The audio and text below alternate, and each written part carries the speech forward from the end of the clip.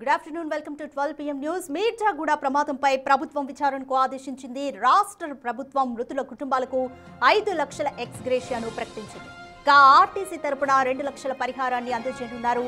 అటు కేంద్రం కూడా 2 లక్షల సాయం ప్రకటించింది. క్షతగాత్రులకు 50,000 ఆర్థిక సహాయం చేయనున్నారు. ఓవర్ స్పీడ్ గా ఉన్న టిప్పర్ వాహనం గుంతను తప్పించే క్రమంలోనే ఈ ప్రమాదం జరిగినట్లుగా తెలుస్తోంది.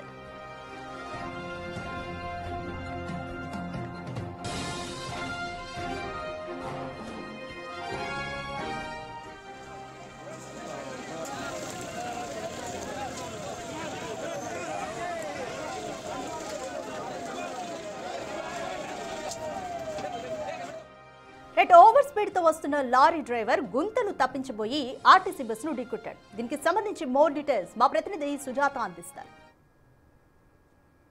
ఘటన జరగడానికి ప్రధాన కారణము ఇక్కడ ఉన్నటువంటి గుంటగా చెప్తున్నారు. మనం విజువల్స్ లో చూడొచ్చు. అంటే వాహనాలు వెళ్ళేటువంటి సమయంలో ఈ గుంట చాలా మందికి కనిపించదు వాహనాలకి. ఆ టైంలోనే ఈ వాహనం ఒక్కసారిగా టిప్పర్ ఫ్రంట్ టైర్ ఏదైతే ఉంటుందో ఆ ఫ్రంట్ టైర్ ఇందులోకి రావడము, కంట్రోల్ కాకపోవడం వల్ల వెంటనే దీన్ని తప్పించే ప్రయత్నం చేశారు. ఎగ్జాక్ట్గా ఇదంతా మనకి లైన్ కనిపిస్తుంది. ఈ భాగంలోనే టిప్పర్ ముందుగా వస్తున్నటువంటి బస్సుని ఢీకొట్టింది.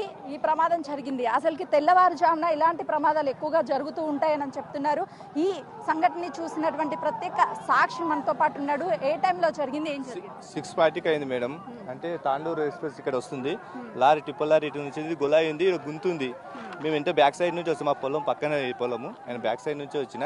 అయితే యాక్చువల్ అయితే లారీ అనేది తప్పు. అంటే లారీ అనేది తప్పు అంటే గుంతుంది, ఇక్కడ ఓన్లు గుంతుంది కాబట్టి ఆ గుంతను తప్పినీకి పోయి లారీ అనేది దాని మీద బస్సు మీదకి దూసుకొని వెళ్ళింది. అది కారణాలు ఉంది. ఆయన గుంతను తప్పినీకి పోయి చక్కగా బస్సు మీదకి పోయింది. బస్సు మీదకి పోయి బస్సు మొత్తం వన్ సైడ్ మొత్తం వెళ్ళిపోయింది మేడం. బస్సు ఒక మీరు చెప్పినట్లు చాలా పెద్ద గుంత కనిపిస్తుంది. ఫర్ ఎగ్జాంపుల్ ఈ కారే వెళ్ళేటువంటి సమయంలో ఒక టైర్ మొత్తం కూడా ఇందులో ఇరుక్కుపోయే అవకాశం ఉంటుంది. అంటే ఎగ్జాక్ట్ గా ఈ గుంతలో టిప్పర్ అనేది దిగిందా లేకపోతే తప్పించడానికి ప్రయత్నం చేసిందా? ఆయన తప్పించడానికి పోయింది మేడం. ఇట్లా తప్పినీకి పోయి ఇటు క్రాస్లో ఇటు వెళ్ళిపోయింది. Right side గుంజుకుపోయింది. బస్సు ఉన్న సైడే మొత్తం పోయింది. బండి అనేది బస్సు పైన పడ్డది. మొత్తం కంకర వన్ సైడ్ బస్సు ఉన్న డ్రైవర్ సీట్ ఉన్న మొత్తము సీట్లన్నీ కంకర మొత్తం కంకరతో నిండిపోయింది మేడం. అంటే ఈ రోడ్డు మొత్తం ఎన్ని ఫీట్లు ఉంటుంది? 2 వాహనాలు అంటే ఒకవైపు బస్సు వస్తున్నా మరోవైపు లారీలు వెళ్తున్నా, 2 వెళ్ళడానికి సరిపోతుందా? సరిపోదు మేడం. వన్ సైడ్ ఇది 30 ఫీట్ ఉంటుంది మేడం. 15 30 ఉంటుంది మేడం. 30 ఉంటుంది ఇది రోడ్డు. ఇంతకు ముందు కూడా ఇక్కడ ఆలూరు కూడా అయింది మేడం. ఇంతకు ముందు మా ఎమ్మెల్యే వచ్చిండు. 15 సంవత్సరాలు ఎమ్మెల్యే. ఇప్పుడు ఇది బీజాపూర్ హైవే శాంక్షన్ అయ్యి 10 సంవత్సరాలు అవుతుంది. ఆల్రెడీ పక్క పొలాలకు కూడా డబ్బులు పడ్డాయి. ఇప్పుడు 5 సంవత్సరాలు అయింది, డబ్బులు కూడా పడ్డాయి. కానీ రోడ్డు ఒకవేళ వెడల్పు చేస్తే ఇలాంటి ఘటనలు జరిగాయి మేడం. వన్ సైడ్ 4 లైన్ ఉంటుంది, ఏం కాదు మేడం. ఎందుకంటే ఇప్పుడు ఇది మధ్య డివైడర్ ఉంటుంది కాబట్టి యాక్సిడెంట్లు అనేవి కావు మేడం.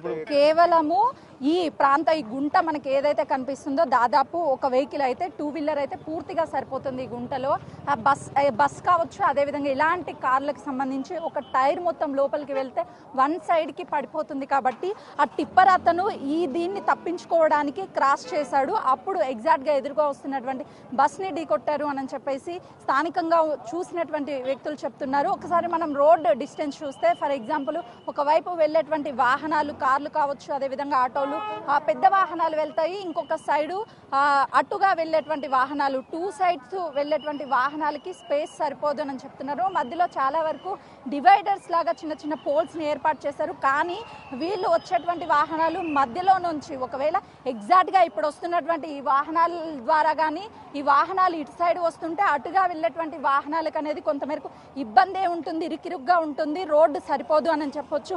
ఈ రోడ్డు మొత్తం ఒక లెవెల్లో కనిపిస్తే ఇక్కడికి వచ్చేసరికి పూర్తిగా మనకి రోడ్డు అనేది డౌన్ కనిపిస్తుంది. ఎగ్జాక్ట్ గా 60 ఫీట్ ఉన్నటువంటి ఈ రోడ్డు ఏదైతే ఉందో వెళ్ళేటువంటి వాహనాలు, వచ్చేటువంటి వాహనాలు ఎట్ ఎ టైం వచ్చినప్పుడు వెళ్ళేంత గ్యాప్ 2 వైపులా ఉండదు అని చెప్తున్నారు. అందుకే అటుగా వస్తున్నటువంటి లారీ కావచ్చు, ఇటుగా వెళ్తున్నటువంటి బస్సు, అక్కడ మనం విజువల్స్లో ఇంకా చూడొచ్చు, ఆ బస్సుని క్లియర్ చేస్తూనే ఉన్నారు.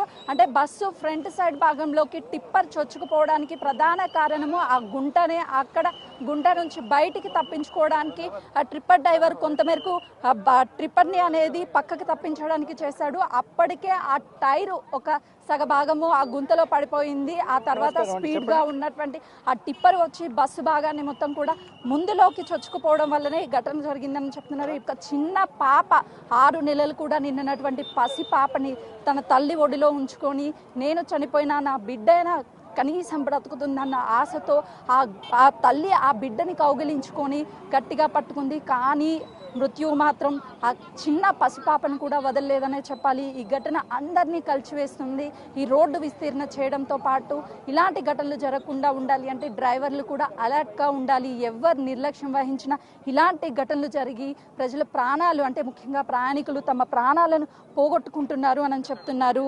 ఇక్కడ ఈ ఫ్రంట్ భాగం బస్ మొత్తం కూడా డ్యామేజ్ అయింది కాబట్టి అందులో ఉన్నటువంటి కంకర్నంతా ఇప్పటికే క్లియర్ చేస్తున్నారు. మృతుల సంఖ్య కూడా పెరిగే అవకాశం ఉంది అని చెప్తున్నారు. కెమెరామెన్ పరశురామ్తో సుజాత, చేవెళ్ళ.